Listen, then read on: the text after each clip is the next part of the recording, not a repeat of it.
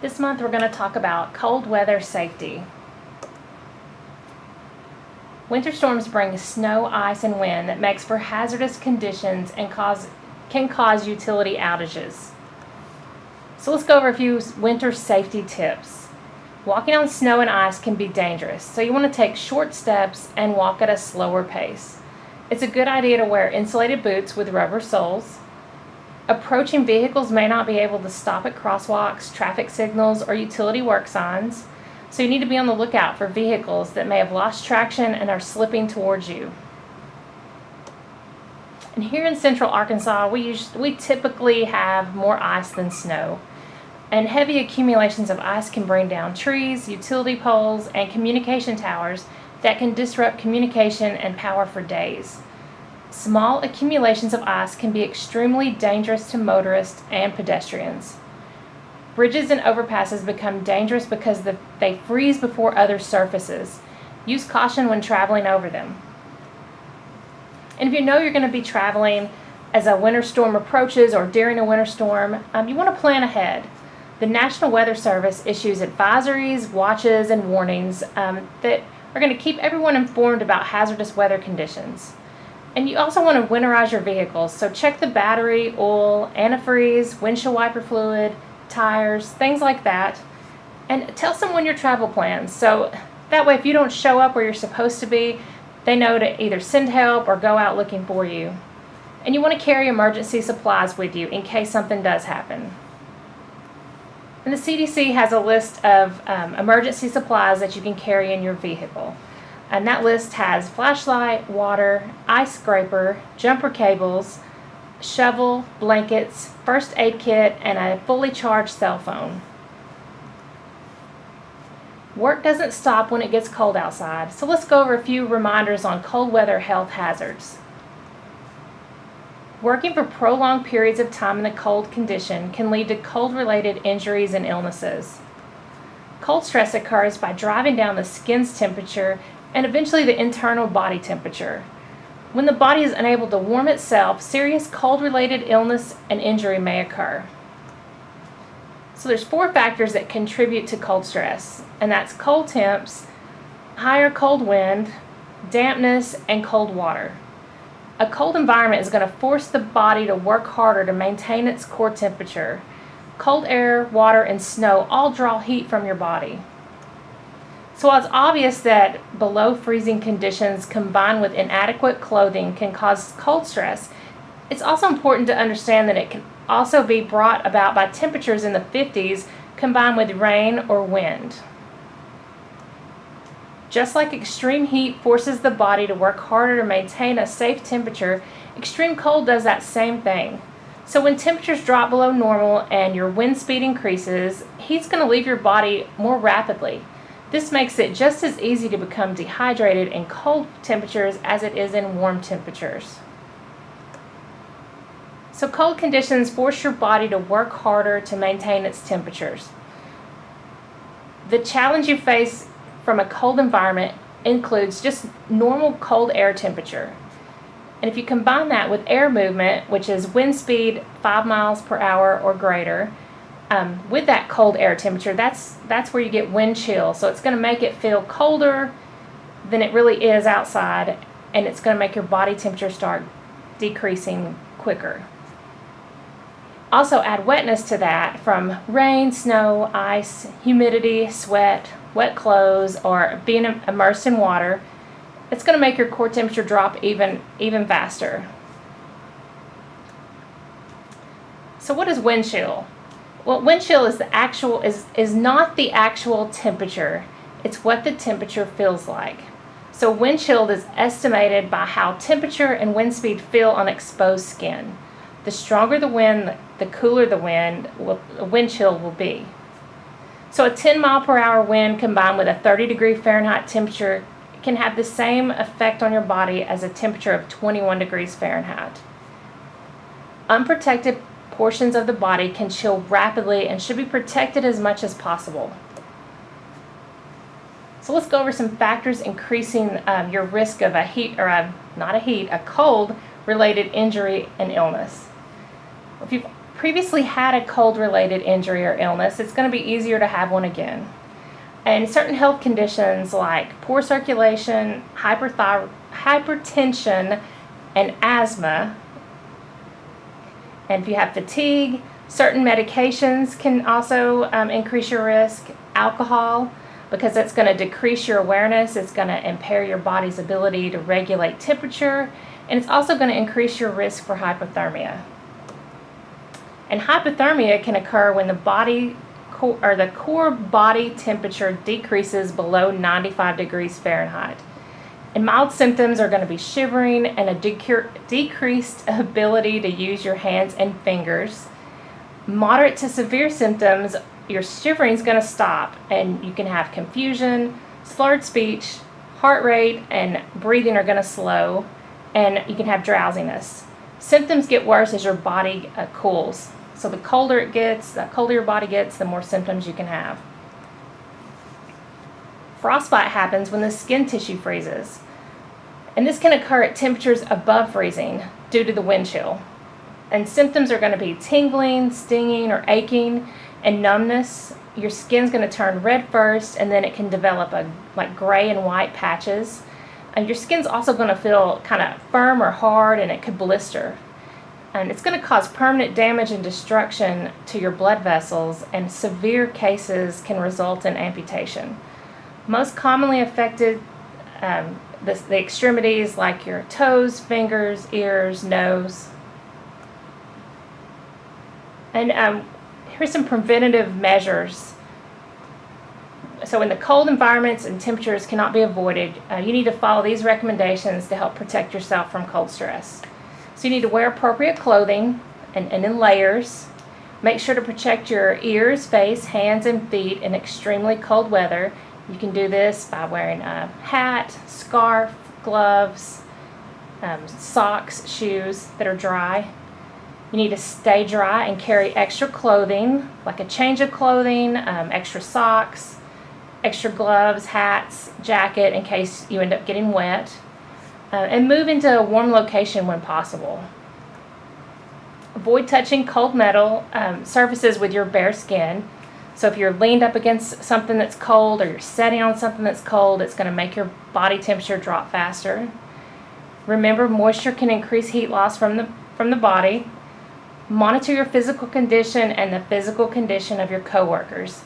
So you could have a coworker that's having signs or symptoms and not realize it, but you may be able to see it. So you need to watch out for everybody. Being aware of how your body is reacting to the cold is important in preventing cold stress. So here's a little acronym for dressing for the cold. Keep clothing clean.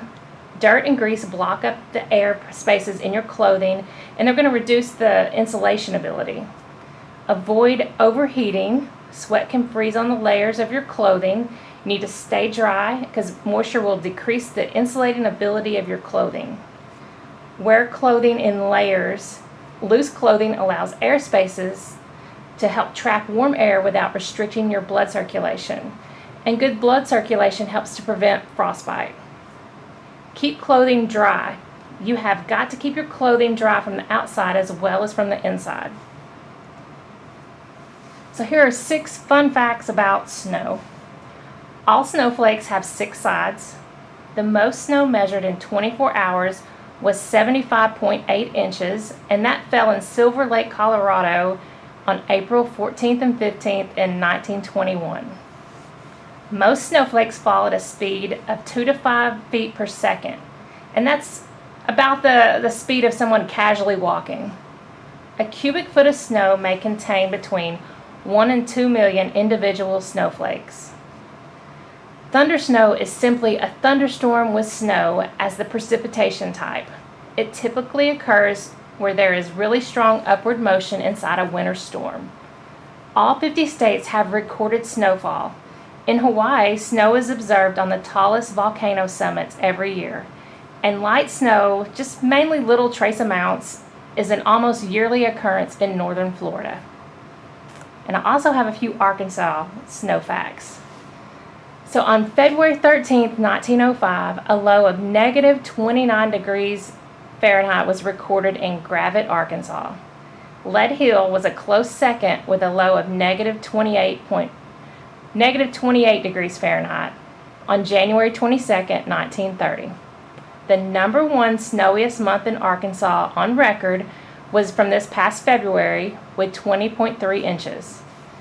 The second snowiest month in Arkansas on record was January 1918 with 20 inches. So that's a little over 100-year gap between those two snowiest months.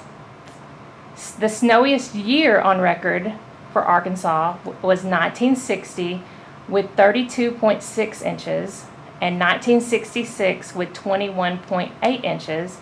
And the third snowiest year on record in Arkansas was this year with that 20.3 inches from our February snowiest month. And I have a little short video to watch on some cold weather safety tips.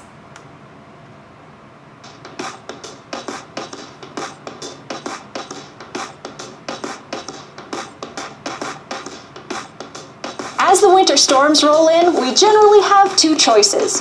1, be miserable and unprepared, or 2, prepare for the winter and enjoy it. Hi, I'm Rachel Walla with Ally Safety, and in today's video, I'm going to be covering 10 tips to help keep you insulated from cold weather on and off the clock. So, without further ado, let's jump right into it.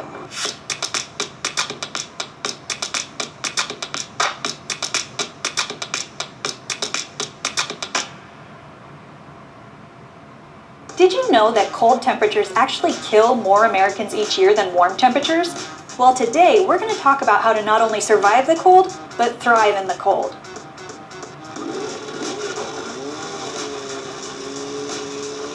Number 1, tread carefully.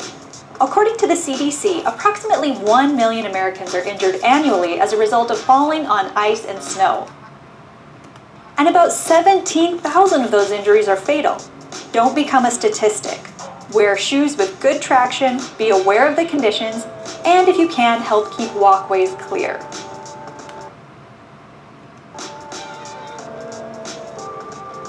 Every year, about 100,000 Americans are involved in a car accident that involves snow, ice, or slush. If you drive... Let me start that over because my Wi-Fi is making it lag.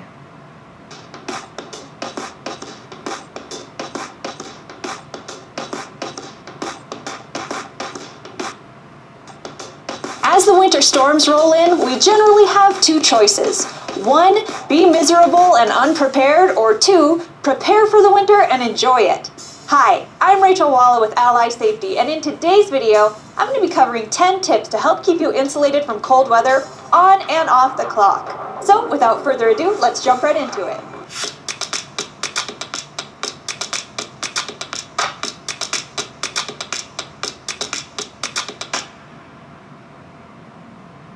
Did you know that cold temperatures actually kill more Americans each year than warm temperatures?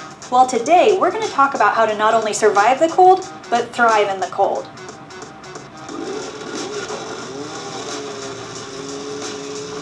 Number 1, tread carefully. According to the CDC, approximately 1 million Americans are injured annually as a result of falling on ice and snow. And about 17,000 of those injuries are fatal. Don't become a statistic. Wear shoes with good traction, be aware of the conditions, and if you can, help keep walkways clear. Every year, about 100,000 Americans are involved in a car accident that involves snow, ice, or slush. If you drive during bad weather, be aware of the conditions before you leave. If you have to travel during a storm, make sure your vehicle has good tires, a full tank of gas, blankets, your cell phone is charged, and someone knows when you should arrive. That way, if you do run into trouble, someone will know when you're missing. Every year, about 50,000 people in the US visit the emergency room due to carbon monoxide poisoning, and at least 430 die. Carbon monoxide poisoning is the most common in the winter because it's produced by furnaces, heaters, some space heaters, vehicles, and generators. Remember to have a safe way for the exhaust to escape, and replace the batteries in your carbon monoxide detectors every 6 months. Around 700 people per year in the US are treated for frostbite. Frostbite is what happens when the skin and tissue literally freeze. Typically, this will affect the extremities like your fingers, toes, nose, ears, cheeks, or chin. If you think you may have frostbite, be sure to get to a warm place and give your body time to warm up slowly. Don't rub the injured area since that can cause damage, and get help as soon as you can. Hypothermia kills about 700 people in the US annually. What happens is your body loses heat faster than heat is produced, and you eventually run out of stored energy. Early signs are fatigue, loss of coordination, confusion, numbness in the fingers and toes, redness, and itchy skin. If you feel these symptoms, get yourself to a warm, dry place and get help as soon as you can. What you wear is one of the biggest factors in preventing cold-related illnesses. My favorite advice on this one is to dress like an onion, meaning lots of thin layers that insulate you from any air gaps. Overlap each layer. Just be sure to avoid the dreaded "I can't put my arms down" scenario. We don't want to cut off circulation. Be aware of your body's priorities. Your body prioritizes heat distribution. If your toes and fingers are freezing, it's because your body is preserving heat for your internal organs, so it reduces the blood flow to the extremities. That's why it's important that these areas get extra insulation from the cold. We all know moving is better than standing around and shivering, but you don't want to break a sweat. Remember, sweating is the body's process to cool itself. If that sweat has time to cool, it's going to result in damp clothes that make you feel colder. Work and move, but pace yourself. Trench foot, or immersion foot syndrome, is a serious condition that results from your feet being wet for too long. This condition was so prevalent in World War I, it's estimated it killed around 2,000 American soldiers. This condition causes blisters, blotchy skin, redness, numbness, itching, and pain when exposed to heat. It can even cause long-term tissue damage. To prevent issues, wear warm, waterproof boots and bring extra pairs of dry socks just in case.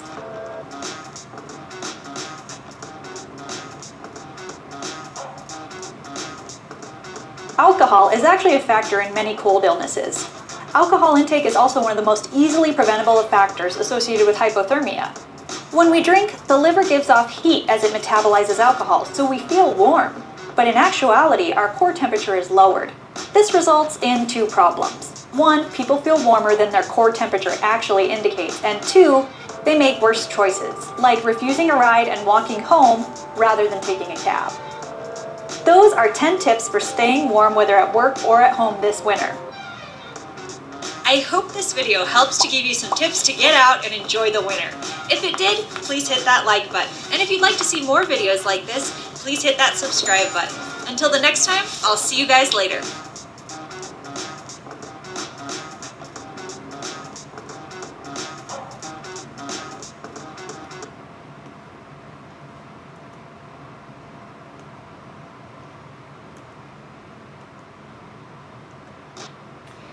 So if you have any questions or comments, I'll try to answer them. You can stop by the lab building or you can call me at extension 104.